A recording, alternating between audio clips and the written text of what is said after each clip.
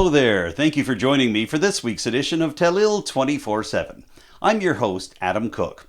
On this week's show, I'll sit down with Richmond Warden Amanda Mombourquette to talk about the budget that was passed by the Municipal Council just last week and about the accompanying tax increases and new spending directions in that budget. We'll also hear from Paul Landry. He's the director of the Strait Regional Centre for Education. Later on in the show, I'll talk to him about how things have changed at local schools since the removal of mask mandates for students and teachers in May and the lifting of pandemic restrictions earlier on in the spring. But we begin with the first of our segments on Pride Month for this week. The official Port Hawkesbury Pride Month celebrations got underway on June the 1st, just last Wednesday, with Taylor Linloff, the town's Pride facilitator, joining Mayor Brenda Chisholm-Beaton and a crowd of supporters for the raising of the Pride flag just outside the Port Hawkesbury Civic Centre. Let's have a look. The first Wednesday afternoon in June was very windy, perfect for flag flying.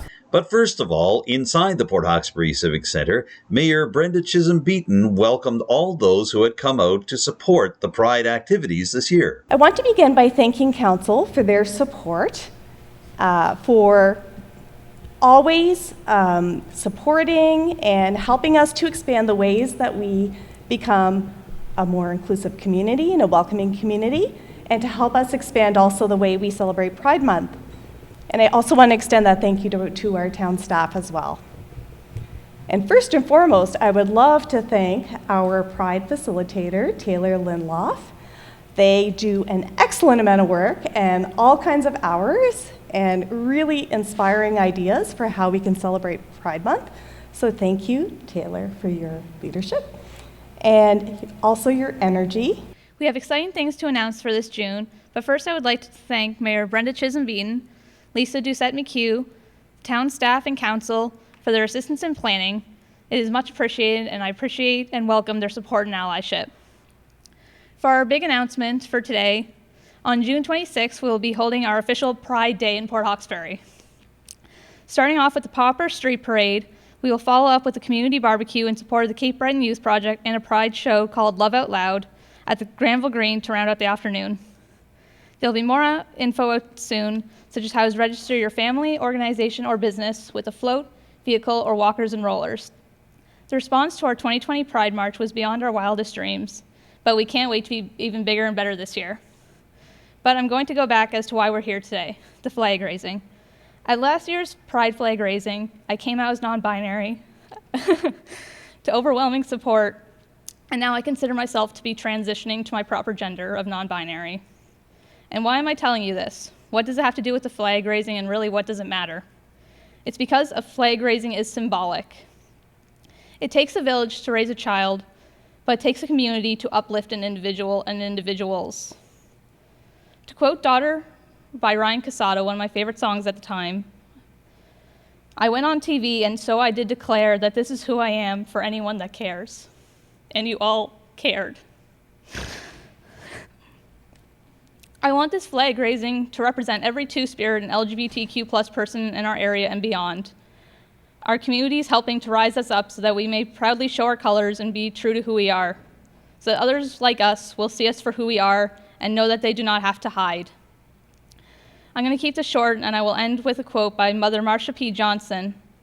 You never completely have your rights as one person until you all have your rights. Shortly after, Pride facilitator Taylor Linloff shared their personal and emotional reflections on Pride Month. They and Brenda Chisholm-Beaton, the mayor of Port Hawkesbury, joined forces with several local residents to help raise the Pride flag once again over the Port Hawkesbury Civic Centre grounds. Following the June 1st flag raising, those in attendance made their way along the active transportation trail that connects Reeve Street and the Port Hawkesbury Civic Centre with the Nova Scotia Community College campus on the outskirts of Port Hawkesbury. Going along the trail on a busy Wednesday afternoon, the Pride Month supporters eventually wound up at the fountain in Grant's Pond, where they laid down rocks that they had painted just a few days earlier with Pride colors, making this fountain, for the second year in a row, a fountain of love. We caught up with Port Hawkesbury Mayor Brenda Chisholm-Beaton following this week's regular meeting of Town Council at the Civic Centre. She told Telile 24/7 that in just a few short years, the Pride celebrations have been woven into the fabric of life in Port Hawkesbury and are a critical reminder of Port Hawkesbury's inclusivity as a community. We want Port Hawkesbury to be an inclusive community where absolutely everyone feels welcome and like they belong. So celebrating and expanding year after year of activities to celebrate Pride Month is important. It's important to council. With this in mind, the mayor is excited about the June 26th Pride Parade that could mark a significant growth for Port Hawkesbury's Pride celebrations, building on the legacy set with the first Strait Area Pride Rally in the streets of Port Hawkesbury in 2020. We are going to have a real Pride Parade. So not that our rally was not awesome. It really, really was. And the rally did attract, at least 300 or 400 people. It was just spectacular considering, we were in the midst of COVID and everything that was happening. For people to show up in the numbers that they did was super encouraging. And the Premier at the time even tweeted how important events like ours were to inclusive communities.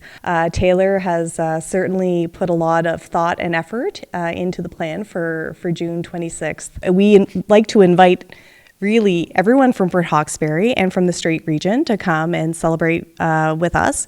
We invite all of the Unamagi communities to come and celebrate with us. Our parade will be marshaled by a cohort of Two-Spirit folks that will be carrying the Two-Spirit flag, and as well we'll have a Two-Spirit elder that will be leading our parade. And then after the parade, we will be going down to the waterfront, and we're really thankful for the Strait of Canso Yacht Club for agreeing to help us host a kind of a community barbecue, gathering, social, to celebrate Pride Month. And then after that, we will have a Pride show at the Granville Green, which is going to be super cool. The theme of our Pride show is Love Out Loud, and we're going to have karaoke. And we're asking everyone, come as a ally or supporter, come if you're part of the Two-Spirit LGBTQ plus community. Really, we want everyone to come to celebrate Pride Month and love out loud. And, maybe you want to just watch, but maybe you want to get up on the stage and sing. Maybe you're comfortable coming dressed as your most eloquent, drag persona. Maybe you want to come, dressed however you feel comfortable, however you feel most like you. So I'm really excited to help Taylor and some of our other partners implement Pride Day on June 26th.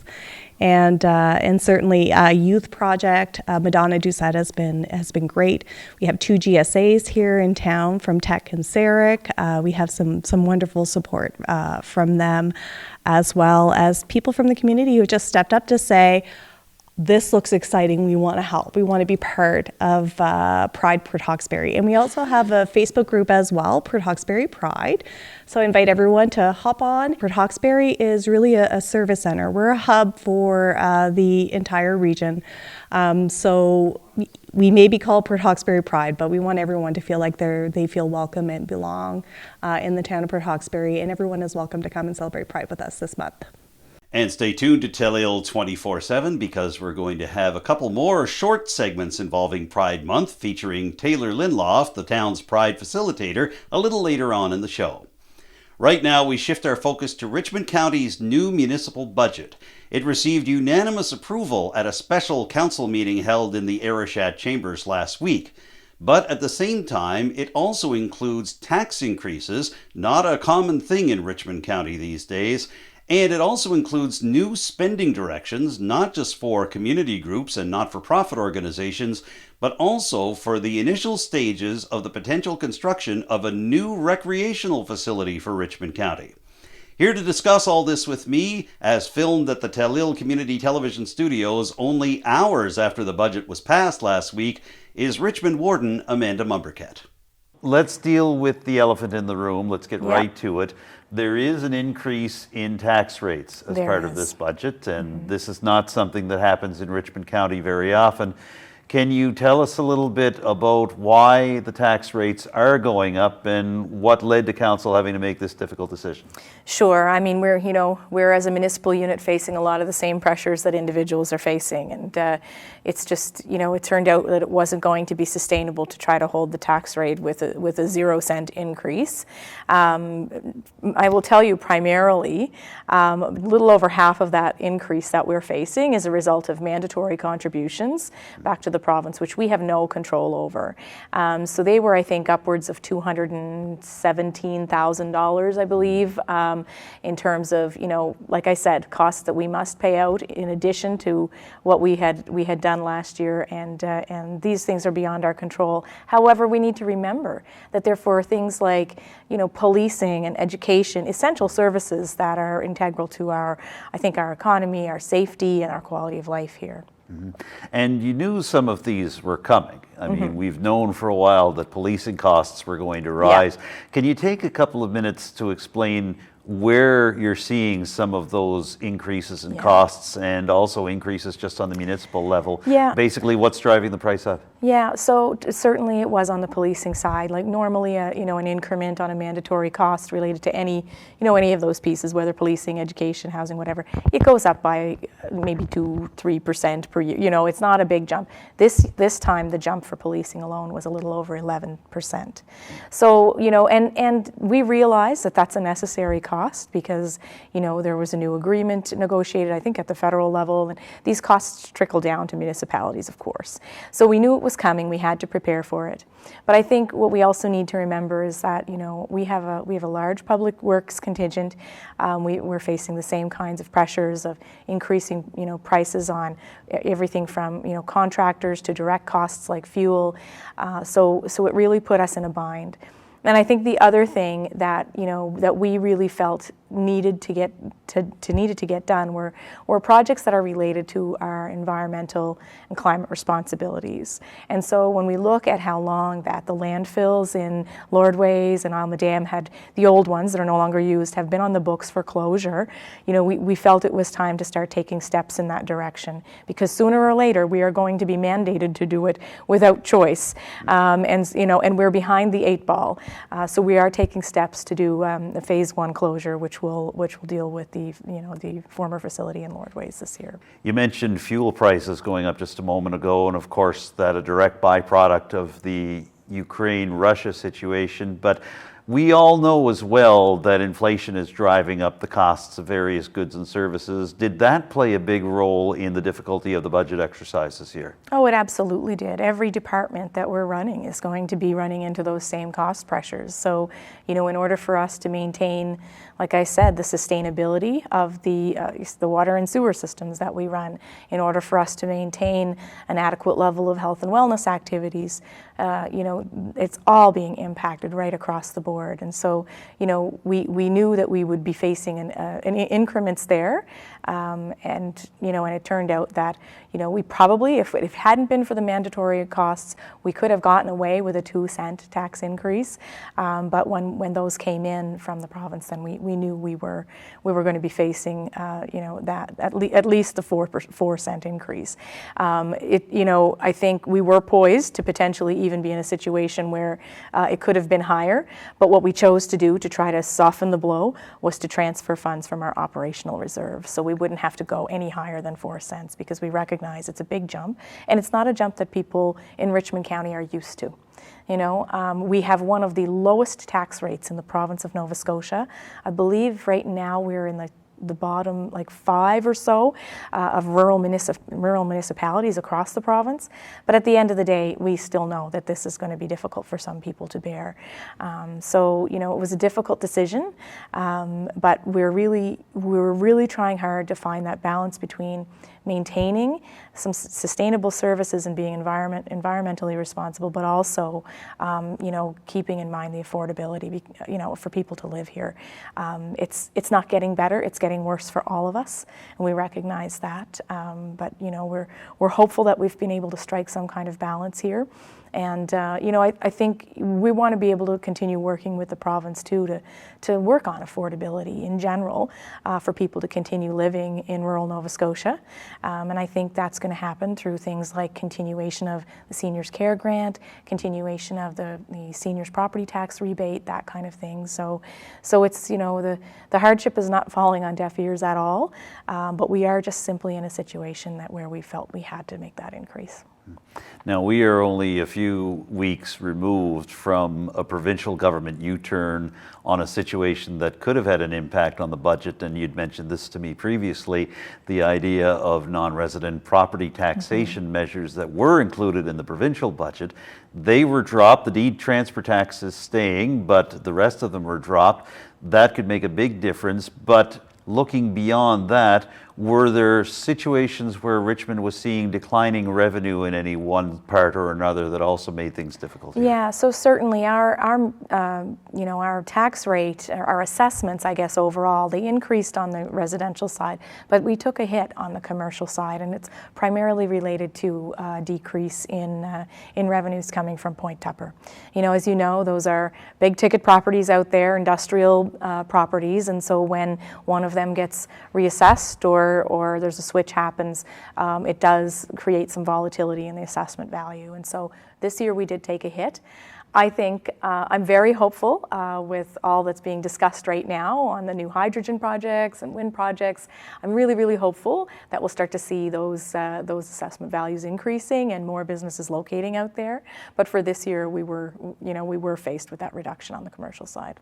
And new ownership now for the former New Star property, Everwind Fuels. Does that give you some hope for the future as well? Absolutely. I mean, it's exciting. It's one of those projects where the new owners have hit the ground running at 1,000 miles an hour, and so they've been very engaged with the municipality, very engaged with other stakeholders as well, and they have assembled an incredible team to try to pull this project off, and I'm pretty confident that it's going to go very, very well for them and for all of the employees at Everwind Fuels. So I'm pretty excited about that project, but as well about others that are coming down the pipe. We're hearing about obviously Bearhead Energy has been in the news, and there are other folks who are interested in the region in a way that we haven't seen in a very long time. It's feeling a little bit like a gold rush out there right now. The flip side of revenues declining is that Council made some judicious decisions on spending this year, and it seems to me that in the press release that went out just a few hours before this interview, that Council had made a concerted effort to try to deliver more funds to assist community organizations and not-for-profits. Can you give me a sense on what the thinking was there and what exactly we're going to see? Yeah, for sure. So, I mean, we've talked about infrastructure, I've talked a little bit about growth, but communities is another big part of, what we feel is a priority to invest in. And so when we look at the investment that the county makes between our tax exemptions for certain, properties, plus the grants and contributions that we make and those strategic investment decisions that we make at budget time, it's upwards of $400,000. And so we're not interested in backing off on that, because those are things that support things like physician recruitment. They support our senior safety and social inclusion coordinator, who works with literally hundreds of residents across this whole entire county to improve their quality of life. It includes things like smaller donations to groups such as the Children's Make-A-Wish Foundation and to our regional hospital foundations. We've made quite a commitment to the Cape Breton Cancer Centre because of the campaign that they're doing right now. We've allocated $20,000 for this year to that centre because we know so many residents in our county need those services, and so we're very interested in helping to make sure that those services are expanded for the benefit of everybody in Cape Breton Island, but certainly most particularly the residents of the county of Richmond. When it comes to also other types of partnerships, health and wellness type activities, we've also entered a partnership with Bourinot First Nation, and we'll be supporting the Nova Scotia Mi'kmaq Summer Games with a significant investment as well. $20,000 we've allocated for that event, and I mean that's going to be an incredible boom for our county. I am so proud of the team that's putting that work together. And 2,500, I think, athletes were at the last one. They're expecting as many or more this time. And those athletes bring their families, and what an economic and social boom that's going to be for Richmond County. I'm looking forward to it.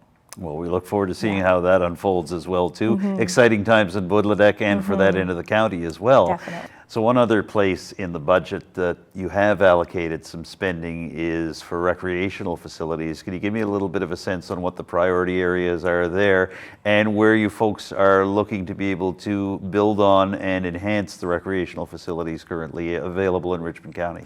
Sure. So this is a really exciting time for our recreation department, but it's a really exciting time for the county, I think, and for the communities, because right now, what we're facing is we have a facility in Lewisdale, the Richmond Arena, which is about 50-ish years old, and it's needing some significant work.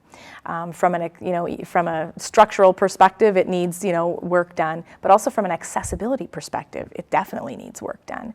And so we were looking at having to invest thousands and thousands of dollars to try to get that facility sort of more in line with where it needs to be, but it still probably wouldn't be there because the reality is it's a building that was designed 50 years ago.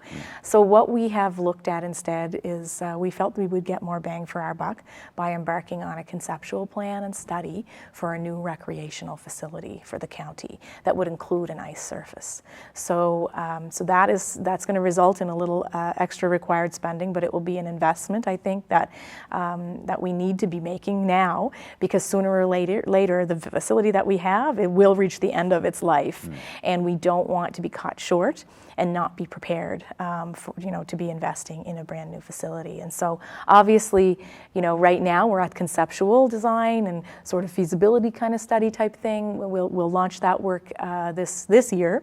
However, the building of a new facility is not going to happen overnight. So we're looking at years to bring this this plan together and to make it a reality. But it's an exciting first step, I have to say. It would be lovely to have a modern recreational facility that would serve not just the purpose of having an ice surface, but a variety of other purposes as well. So very exciting times. And, I think the other thing I wanted to mention too, Adam, is, when it comes to looking at these types of infrastructure that are getting very, very old, if we're not planning for the future right now, we're going to be in an awful bind when the time comes to replace it, and we're not going to have the money to do it.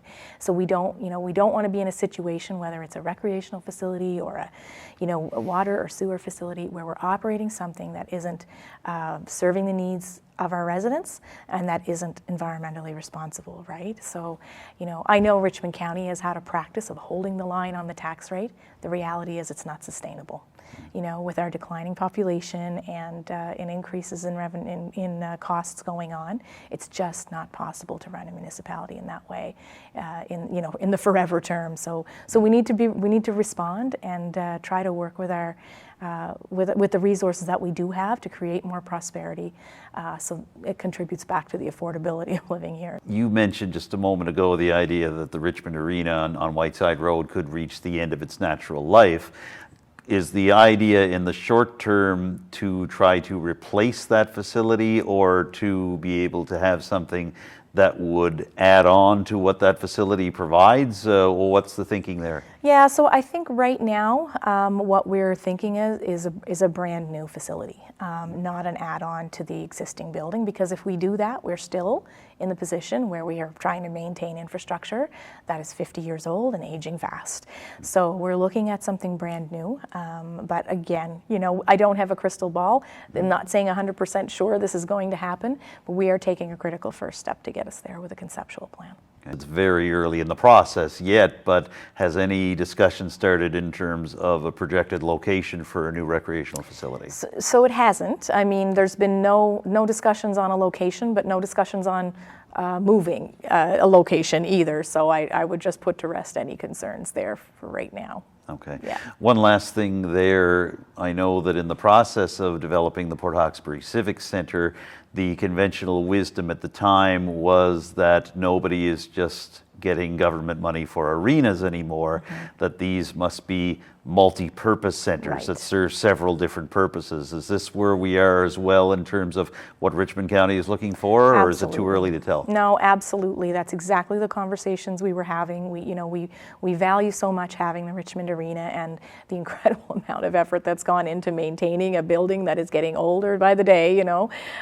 We recognize that, and we recognize the value of that ice surface. But there's a lot more that we could be doing, and so we're going to be looking for a little bit more bang for our buck. We're definitely going to be looking to our provincial and federal partners to be leveraging some funds, and we will probably be looking to the private sector too to find out if there's an appetite to support that kind of work as well. Okay. Now, it's one thing to say that a budget is passed by municipal council, and it's another thing to say that it's passed unanimously. Obviously, it was a lot of work put in by all 5 councillors and also municipal staff, your CFO, Jason Martel. Can you give me a sense, though, on what it feels like to have everybody rowing in the same direction, and can you describe what the budget talks were like this year? Yeah, it's interesting. Process-wise, we did our budget talks a little differently this year. In past years, for many, many years, they've been, held over a series of evenings, and that could take up to 6 weeks, 8 weeks, whichever, however long the amount of time was. What we decided to do this year was do 2 pre-sessions to focus on grants and contributions and our capital plan, and then essentially we've held a full day of budget deliberations at council chambers one day in May to finish things up. That gave us time, after we finished that session, it gave us time to kind of think about it. Did we need to recommend any other changes? And at the end of the day, though, council was pretty pleased with where we had landed. And so I have to say that the leadership shown by staff in the creation of this year's budget, new ideas and projects and initiatives, trying to find more ways to be efficient with the resources that we do have, trying to find ways to help us, again, soften the blow and make sure that we weren't exceeding that 4-cent tax increase. I mean, they just deserve a ton of credit from all of senior staff, but also everyone in the departments, because I know they're all feeding information up to the lead, the senior staff in there. So it really was a huge effort by everyone. And I have to say too that councillors were they were very helpful in terms of providing their opinions and making sure that when we were looking at an investment, that it was fully thought out. They were asking questions about whether or not, do we really need this now? And if we don't, could we put it off to a future year? So those kinds of discussions are really, really important.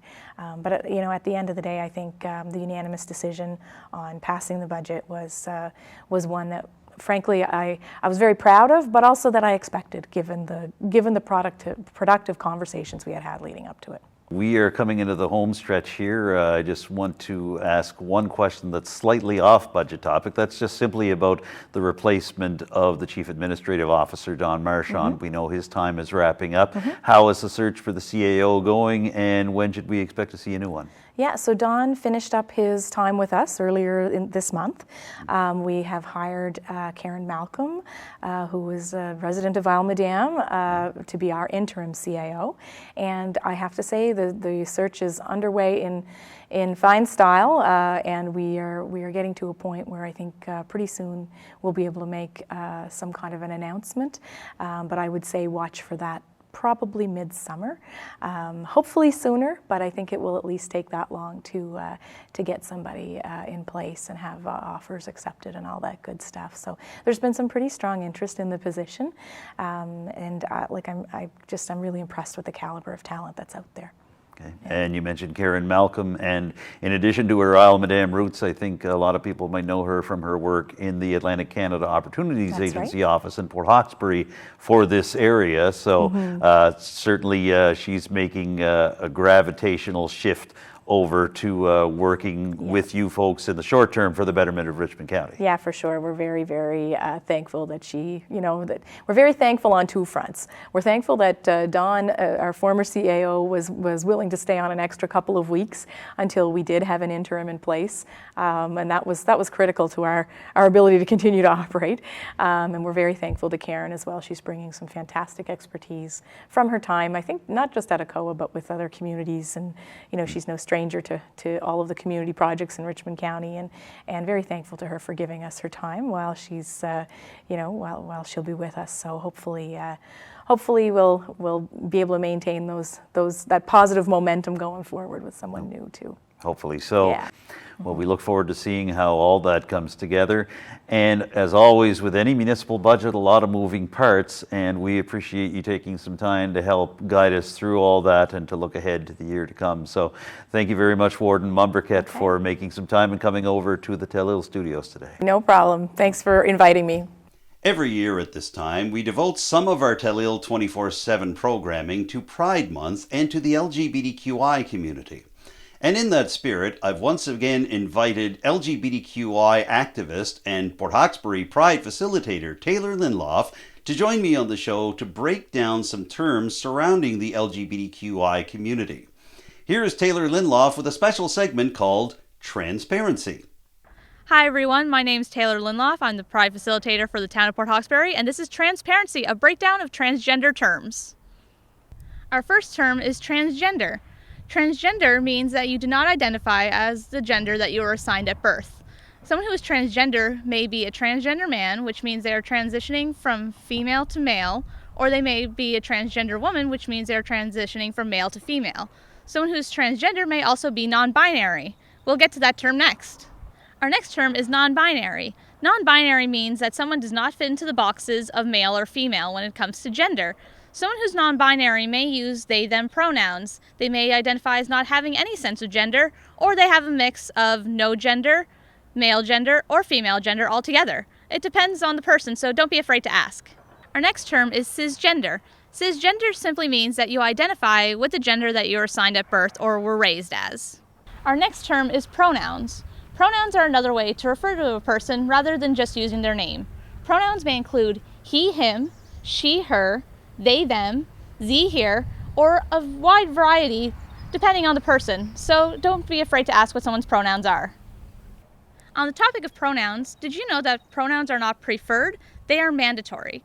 Pronouns are an important way to affirm a person's gender identity and learn more about a person. Sometimes someone you may think uses he pronouns may use she or they pronouns because gender expression does not equal pronouns. Don't be afraid if you don't get it right the first time because it's a learning experience. However, if you do get a person's pronouns wrong, simply correct yourself and say thank you for the correction and continue on with your statement. It's okay to practice pronouns whether in a mirror or with trusted people. It's a learning experience and we're all learning every day. To learn more, you can reference various nonprofits such as the Trevor Project, PFLAG, and the Cape Breton and Nova Scotia Youth Project. For more information about this year's Pride Festival in Port Hawkesbury, you can go to the Port Hawkesbury Pride Facebook page. As always, happy Pride, and thanks for tuning in to Telile 24/7. The provincial government lifted mask mandates for public schools in the province the day after Victoria Day, May the 24th. But pandemic restrictions of other sorts had been lifted 2 months earlier around Nova Scotia. So how does that impact the way that your children and grandchildren are learning? How does that impact the way teachers are carrying out their duties in public schools? And what will it mean for proms and graduation ceremonies that have been in a COVID-19 deep freeze over the past 2 years? To get some answers to these questions, I recently sat down with the director of the Strait Regional Centre for Education. His name is Paul Landry. Let's go to that interview right now. And joining us now to talk about basically the state of the Strait Regional Centre for Education and its schools as we head into this particular stage of the pandemic and into the final month of the school year is the director for the Strait Regional Centre for Education at his office at Sarek. Paul Landry, thank you for joining me again on Telile 24/7 today. Hi, Adam. Thanks for having me. No trouble at all. So as mentioned, we wanted to get a sense on where the local school system is in terms of dealing with various aspects of the pandemic. Mask protocols officially ended in Nova Scotia on the day after Victoria Day in late May.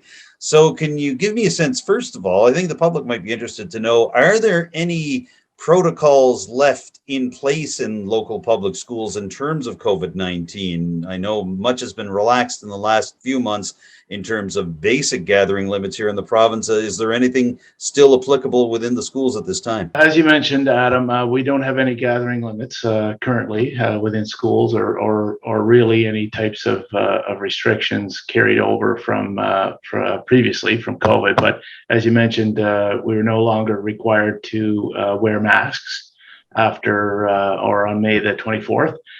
And but we still strongly encourage folks who would like to wear masks to do so, and we certainly support them. And in all of our buildings, when you enter a building, masks continue to be available for those who need them, or for those who wish to wear them.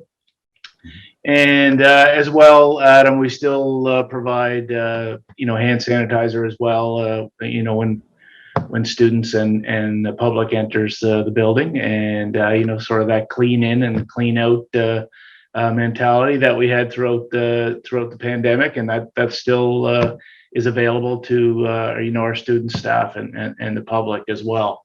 And there's still some of those core public health routines that we go through are still in place, where we do the frequent hand washing and coughing into our sleeves, and staying home if we're, encouraging folks to stay home if they're unwell, still continues forward. It seems for the most part, Adam, like a fairly seamless transition, and things are going really well in our schools, and we really haven't heard too many concerns at all.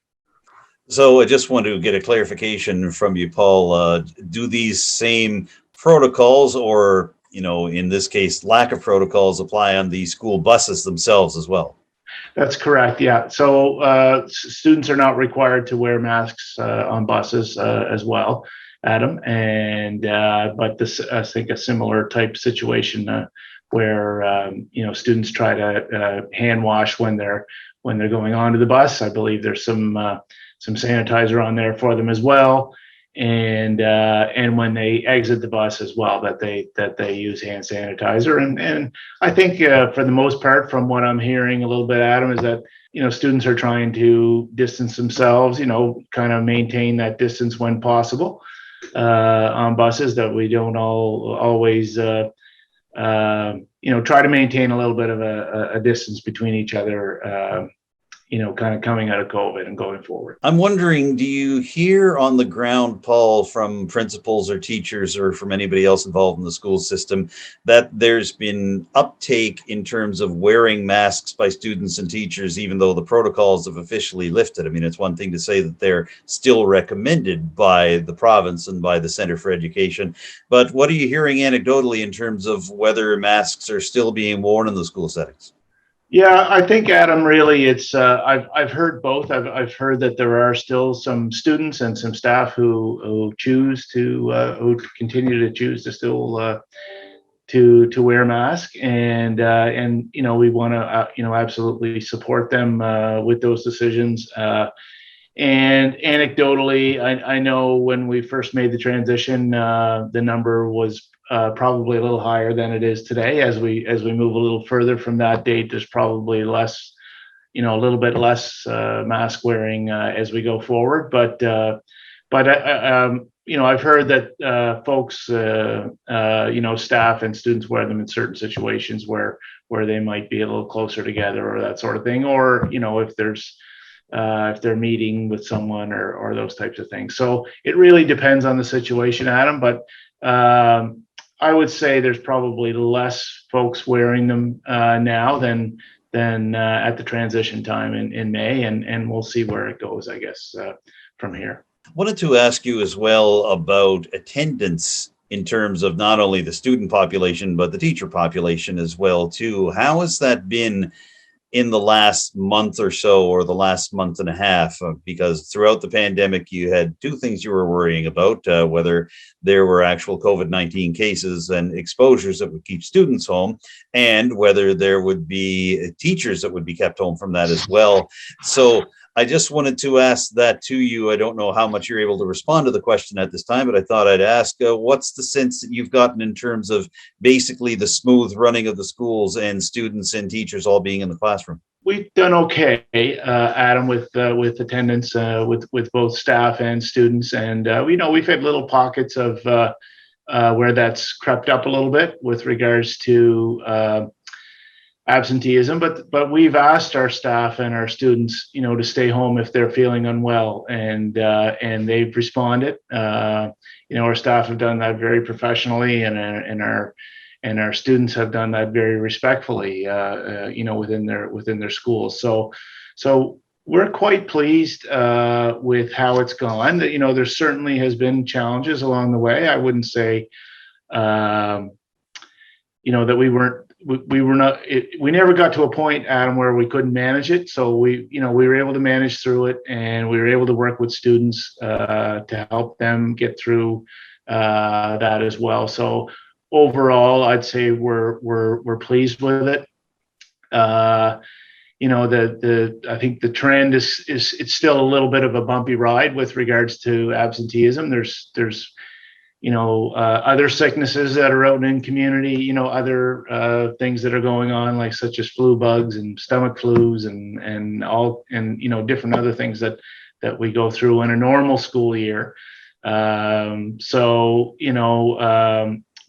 don't always, we don't ask students, what they're sick with. So we just ask them if they're not feeling well to stay home, and that has worked pretty well for us throughout the year. So as we're moving through to the end of the school year, I'd say we're probably a little bit above where we normally are with absenteeism, but we're not sure what normal is, sort of right now going forward. Where we put a lot of emphasis on working with families and students and staff to stay home if you're unwell. That could be our new normal. We're not sure yet. So we'll have to see how that goes going forward, Adam. Yeah, definitely. And we're now at a case in Nova Scotia where cases are trending downward, and there doesn't seem to be as much prevalence of COVID-19 as there was even just a few weeks ago. That being said, we have been warned about potential future waves in the fall and the winter. Do you feel the Strait Regional Centre for Education and its schools and staff are ready to be able to put new measures in place if indeed the severity increases and the province steps in with new gathering limits? Yeah, I do for sure, Adam. We've had to deal with it for the past couple of years and make changes and adaptations and adapt, along the way and put procedures in place and so on. So we're pretty confident that we'll be able to to work through it if another curveball comes our way with regards to COVID. But I think if we can do the preventative stuff with making sure that folks get vaccinated and all of the other core public health pieces that we work with. Those are really the key pieces that helped us through the pandemic. And we can. I'm very confident that we can put supports in place if need be, if we have to make some changes going forward. All right. Well, we'll hope for the best there. And last question to you, Paul, on this. It ties into the topic, even though it might seem like it's not quite tying into the topic. But obviously, it's been a difficult time for those planning proms and planning graduation ceremonies at schools. And they've been following the gathering limits and the various directives from not only the Centre for Education, but also from the provincial government. Basically, are you and your fellow members and also the schools themselves in a good mood in terms of being able to have proms and grads again this year? Oh, absolutely. We're so pleased that we're able to go forward, with very few restrictions and our students it's been a tough couple of years for a number of our students, and they haven't been able to experience dances and carnivals and all sort of those fun things that students get to experience while they're in school. And this cohort of graduates, really the pandemic started for them when they were in grade 10. True. So we're really looking forward that they can return to more traditional graduation ceremonies and grad week events coming up later on this month, and I know they've been planning, and we've been talking to the schools all along, and most of our schools, Adam, are going back to sort of the traditional grad ceremony. And many of the traditional events around that, such as proms and grand marches and safe school graduations and those types of events, and they're real community events across our region, and I know our communities are very excited about it. I know our parents and guardians are very excited about it, and especially I know that our grads and our students are really excited to get back to that. So we're really looking forward to that. We have our sort of those grad week events start on June the 23rd and go to June the 27th, and then we have all of our graduations taking place on June the 28th, which is a Tuesday night, and we have about approximately 524 potential graduates this year in the SRCP. So it's an exciting time of year for sure for graduates and their families, and of course for school communities, because in many of our schools the whole community comes out to support the graduates during some of their events and so on. So I'm sure everyone's looking forward to that. But as we know, Adam, we still have a little bit of time left, and our grade 12 students and their teachers are still focusing on successfully completing their courses and preparing for final assessment week. So we have a little more work to do before we get there, but no, what I'm hearing is that everyone's really glad that we're able to move in that direction. A lot of happy graduates this year and a lot of sighs of relief among your different schools all the way around the 4 counties. So we'll look forward to seeing that unfold. In the meantime, Paul Landry, we know that yours is a busy schedule. We appreciate you taking a couple of minutes to speak to us here at Telile 24/7. Thanks so much for joining me on the show today. Thank you, Adam. Thanks for having me. Take care, and I'm sure we'll be speaking again. Oh, of course. I look forward to it. Paul Landry is the director of the Strait Regional Centre for Education, and we've been speaking to him via Zoom from his office at the Sarek site in Port Hawkesbury. Stay tuned for more of Telile 24/7 in just a moment. Well, we've almost reached the end of this Telile 24/7 episode, and most weeks, getting to the end of the show means that we have a Fast Five segment with some of our guests. This week, we're continuing on the theme of the Pride Fast Five that I introduced last week with Port Hawkesbury Pride facilitator Taylor Linloff to help celebrate Pride Month here in the Strait area. But this time around, we're turning the tables a little bit. Taylor is going to be asking me Pride Month questions for the Fast Five. So let's begin that discussion direct from the Granville Green site in Port Hawkesbury right now. Hello everyone, my name is Taylor Linloff and I'm the Pride Facilitator for the town of Port Hawkesbury. This time we're going to shake things up and I'm going to interview Adam this time for the Fast Five. I rarely do a Fast Five, so this is kind of fun, but I think it could also be meaningful. So go right ahead, ask me the first question. My first question is, what is your favorite Pride accessory? My copy of Kermit the Frog's Rainbow Connection. I wasn't kidding, by the way.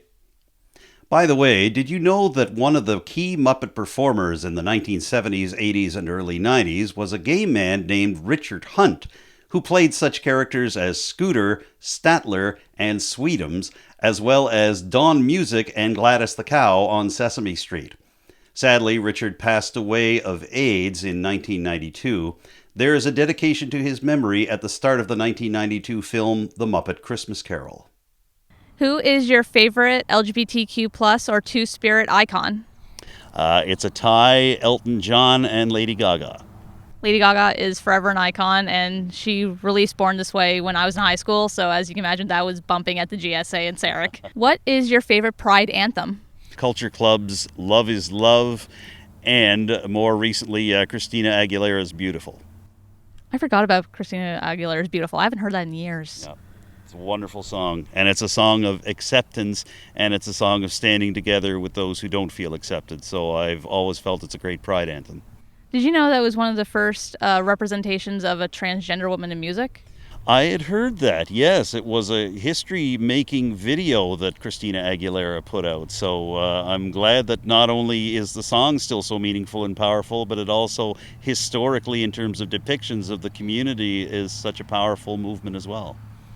Perfect. My next question is, who is either your favorite or who do you find meaningful for LGBTQ plus and Two-Spirit leaders? Well, from the past, I would have to say NDP Member of Parliament Sven Robinson. He ran for the leadership as well of the party against Alexa McDonough in 1995. Sven Robinson was a gay man in politics, and an openly gay man in politics, well before people were comfortable talking about this. We were only a few years removed from Harvey Milk, the mayor of San Francisco, so not a lot of people were comfortable with that idea and made a lot of very disparaging comments and jokes about it. And more recently, in terms of LGBTQI leadership, I would have to go with Scott Bryson, the former federal Liberal cabinet minister who served in many roles under two different prime ministers until he retired in 2019. Again, openly LGBTQI, open about his marriage, and we appreciate having that conversation today. Did you know that because of Harvey Milk, that's part of the reason that we have the pride flag? Because Harvey Milk and Gilbert Baker were in talks together, and Harvey Milk helped urge Gilbert Baker in the 1970s, late 1970s, to create the pride flag. I did not know that, honestly, and I'm glad to find that out. I figured Harvey Milk would have had something to do with it, but I appreciate being able to find that out. Thanks, Taylor. You're welcome. And my last question is, who do you find to be a cisgender heterosexual ally to the LGBTQ plus and Two-Spirit communities? Well, there are a couple of people, and I will say I'll steal one of your answers, Mayor Brenda Chisholm-Beaton, because I really am amazed at how much she has put herself out there, even after coming under some criticism a couple of years ago for raising the pride flag. She just turned right around on social media and said, well, here's my pride pin for NSCC. The entire town council as well, getting things like rainbow crosswalks and holding pride events and partnering with you on them. Very, very symbolic things, but also very meaningful things as well, and that has helped push this region forward. And even the idea that this is the first area outside of Sydney to have a formal pride parade in Cape Breton Island, I should qualify that. So we're grateful to you for the work they do, and grateful to Mayor Brenda and the town of Port Hawkesbury for partnering with you on this. Thank you, Adam, and I wanted to let you know that I do consider you an ally as well. That means a lot to me, Taylor. Thank you so much, and thank you for having this conversation with me on the Fast Five here on Telile 24/7. Thank you for having me. Happy Pride, everyone. Happy Pride. And there you have it, folks. That wraps up this week's edition of Telile 24/7. Thank you for tuning in, and a big thank you to my interview guests this week, Amanda Mombourquette, Brenda Chisholm-Beaton, and Paul Landry. Special thanks to Taylor Linlaw for her assistance with our Pride segments on this edition of Telile 24/7. I'd also like to thank my Telile colleagues, Nick Boudreau, Becky Bourinot, and Cody Pardy, for their filming and formatting of the interview with Amanda Mombourquette at the Telile studios. And a big thanks to Cody Pardy, because he has created the new opening and closing to Telile 24/7, as well as a lot of other graphics that you're going to see on our Telile programming from here on in. If you have any comments or thoughts about what you've seen on Telile 24/7 over the past hour, or you'd just like to make suggestions or share some ideas for future editions of the show, I'd love to hear them. You can contact me directly. My home phone number is 902-625-8863, and you can reach me by email using the address adamjrcook, cook with an E, @gmail.com. Don't forget, you can also contact Telile Community Television directly at the station in Arashat. The phone number is 902-226-1928, and the best email address to use to contact Telile is simply telile@telile.tv. And of course, feel free to follow Telile on social media. We're on Facebook, Twitter, Instagram, and YouTube, and our YouTube channel features every single episode of Telile 24/7, including this one, as well as episodes of our sister programs, Notre Côté and Roundtable, and individual segments from our shows, as well as some brand new features, including the Telile Weekly Update with Abby Boudreau. For now, I'm Adam Cooke. Thank you for joining in for Telile 24/7 this week. I look forward to seeing you next time with a brand new show. Bye for now.